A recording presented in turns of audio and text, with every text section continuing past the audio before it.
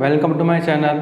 आज के वीडियो में हम डिस्कस करेंगे अकाउंटेंसी क्लास 11 के चैप्टर नंबर 2।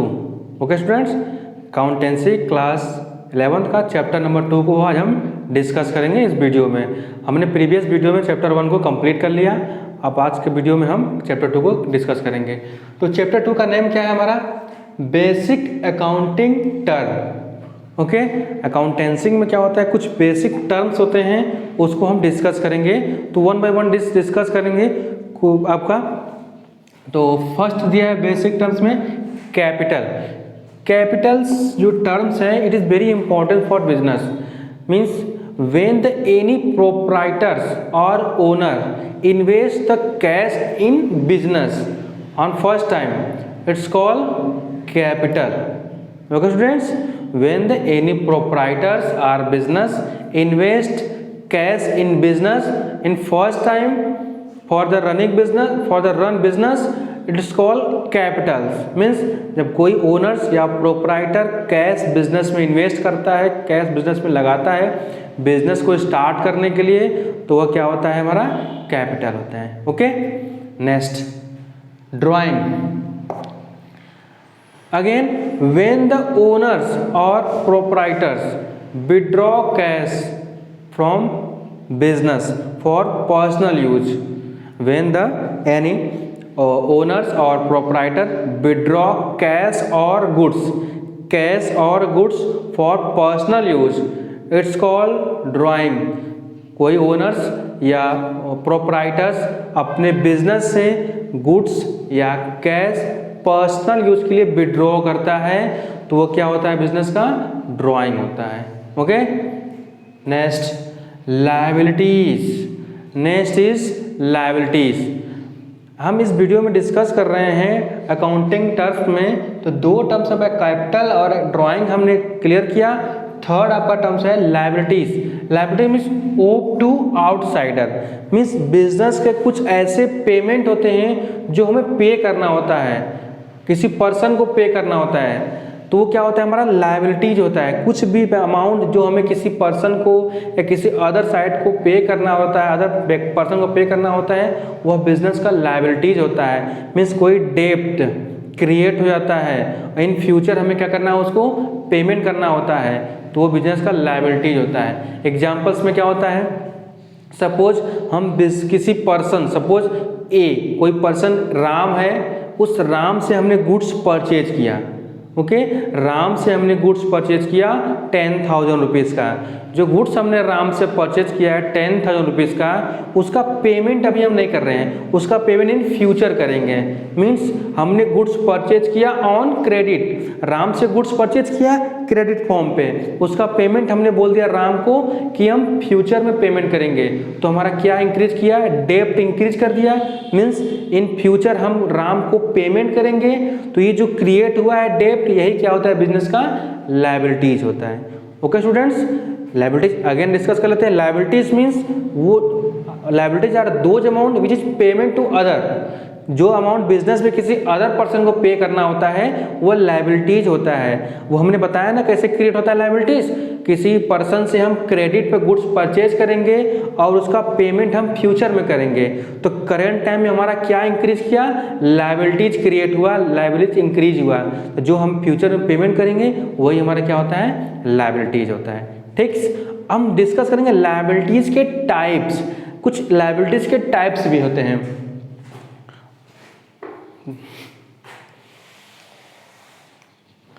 तो लायबिलिटीज के टाइप में हम दो टाइप्स पढ़ेंगे,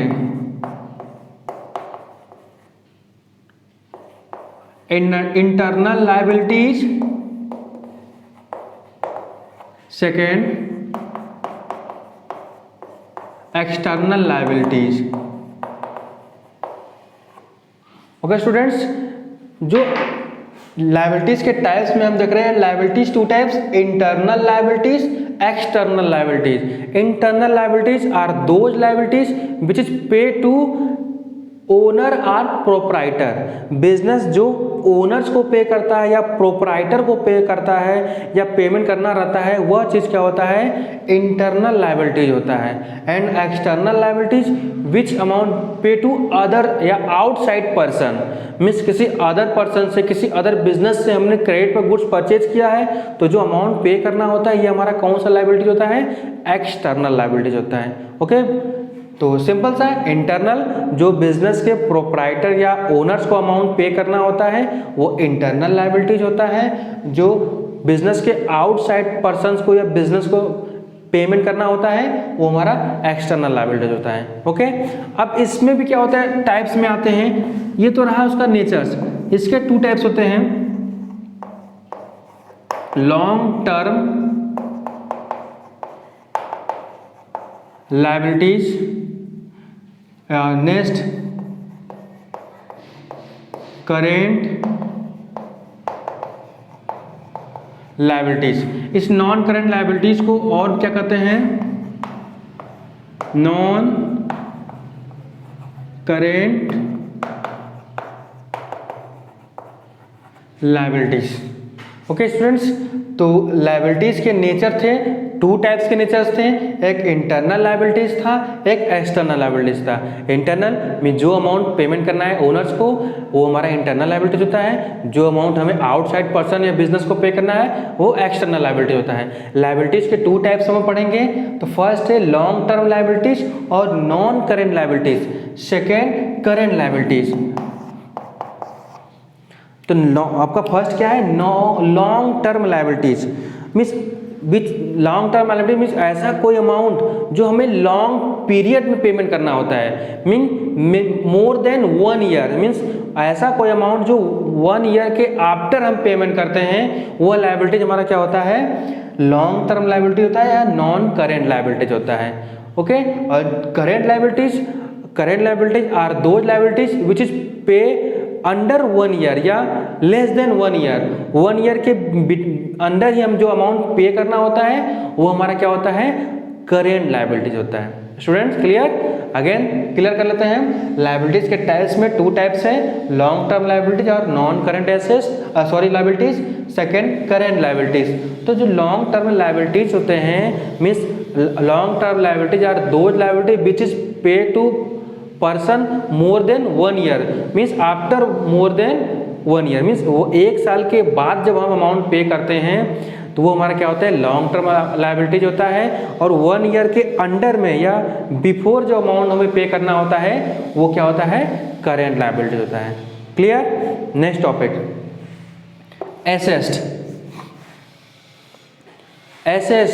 assets are those things which is help to run business, means business को रन करने में जो थिंग्स हम यूज करते हैं वह बिजनेस का क्या होता है, एसेस्ट होता है। ओके स्टूडेंट्स,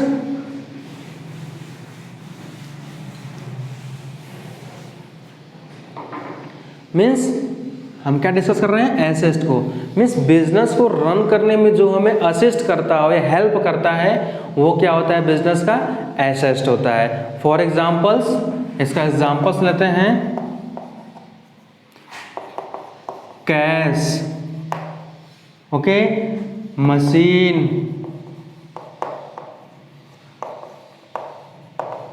बिल्डिंग, ETC और सारे ऐसे होते हैं। मीन्स बिजनेस को रन करने में जो हेल्प करे थिंग्स, वह थिंग्स क्या होता है, एसेस्ट होता है। तो एग्जांपल्स में देखते हैं cash, machine, building and ETC। अब इस एसेस्ट के भी टाइप्स हैं, एसेस्ट को हम एक सेपरेट वीडियो में डिटेल उसका डिस्कस करेंगे। तो इस वीडियो में हम उतना जानते हैं कि एसेस्ट है क्या, मीन्स बिजनेस को रन करने में जो थिंग्स हमें हेल्प करता है, असिस्ट करता है, वो चीज़ क्या होता है, हमारा एसेस्ट होता है। Example cash, machine, building, ETC। बाकी इसका हम डिटेल टाइप्स को हम नेक्स्ट वीडियो में एक सेपरेट वीडियो उसका बनाएंगे। Okay, next purchase return, sales return.